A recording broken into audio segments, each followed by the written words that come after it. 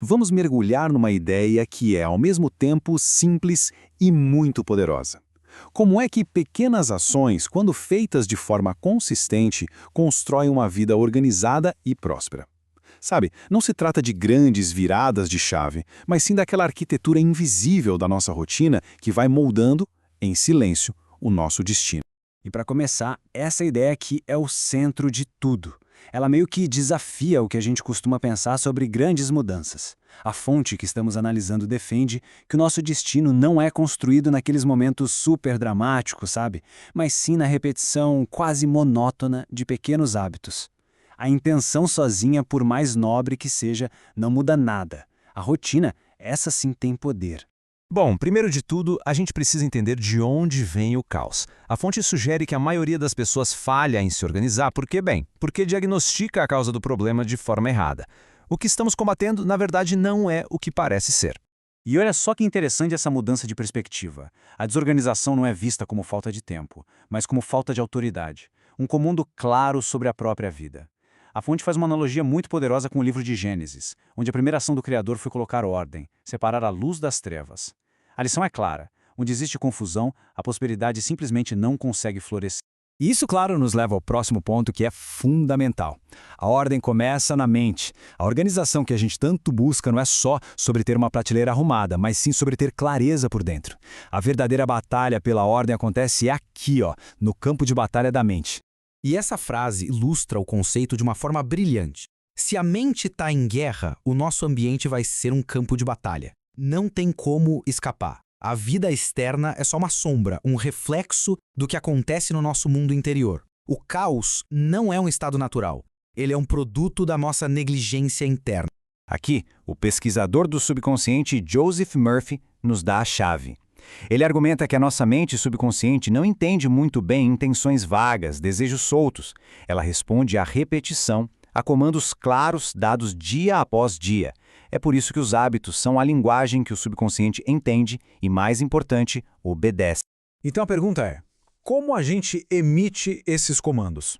É aqui que a teoria vira prática. A fonte nos apresenta 10 hábitos. E eles são simples, sabe? Quase ridículos de tão simples. Mas funcionam como os comandos que programam a ordem interna e, por consequência, a externa.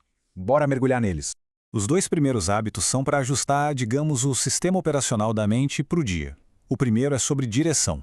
A ansiedade moderna, muitas vezes, é só energia sem um destino claro.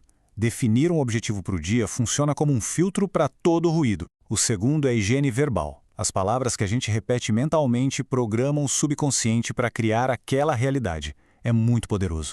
Agora, vamos ao terceiro hábito. Uma ferramenta que parece boba de tão simples, mas que é poderosíssima para cortar a complexidade e focar no que realmente importa. A famosa regra de 3. O ponto crucial aqui é que o poder não está na quantidade de tarefas que a gente faz, mas na qualidade das tarefas essenciais. Muita gente falha porque cria listas de tarefas impossíveis. Ao focar em apenas 3 ações principais, a chance de sucesso aumenta muito, e isso, por sua vez, constrói a autoconfiança.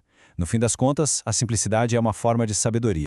O quarto hábito é sobre construir confiança de dentro para fora. Cada pequena promessa cumprida, como arrumar a cama ou beber um copo d'água, é um voto de confiança que vai se acumulando. Essa microfidelidade constrói a base para as grandes conquistas. Já o quinto hábito conecta o interno com o externo. Um ambiente caótico força o cérebro a gastar uma energia preciosa só para filtrar o ruído visual. Organizar o espaço ao redor não é sobre estética, é um ato de respeito ao próprio foco.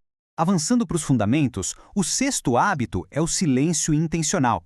Na era do estímulo constante, o silêncio não é a ausência de algo, mas a presença de discernimento. É o espaço onde a intuição pode finalmente ser ouvida. E o sétimo é o cuidado com a base de tudo, o corpo. A fonte aqui é bem clara: saúde não é luxo. Um corpo organizado, bem cuidado, é o que sustenta uma mente clara e organizada. E aqui estão os 3 últimos comandos para a ordem. Oitavo, evitar a comparação. Se comparar com os outros rouba energia e desorganiza o nosso propósito pessoal.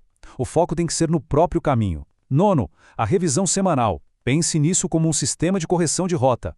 Pequenos ajustes toda semana evitam grandes desvios lá na frente. E por último, 10º, que talvez seja o mais poderoso: dormir com a mente limpa. O último pensamento antes de dormir é o comando que o subconsciente trabalha durante a noite. É, basicamente, a preparação para a vitória do dia seguinte.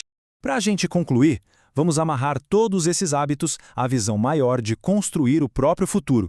Não se trata de uma mudança radical da noite para o dia, mas sim da arquitetura paciente da vida.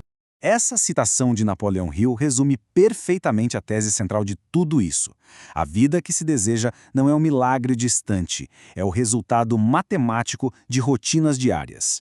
A constância de pequenos, e às vezes até chatos, movimentos é o que constrói um grande destino. E assim, a gente termina com essa reflexão. Organizar a vida não exige que alguém se torne outra pessoa, mas que se torne mais fiel à pessoa que já prometeu ser. A questão que fica não é se a mudança é possível, mas sim qual desses pequenos comandos de ordem será o ponto de partida para construir um novo futuro.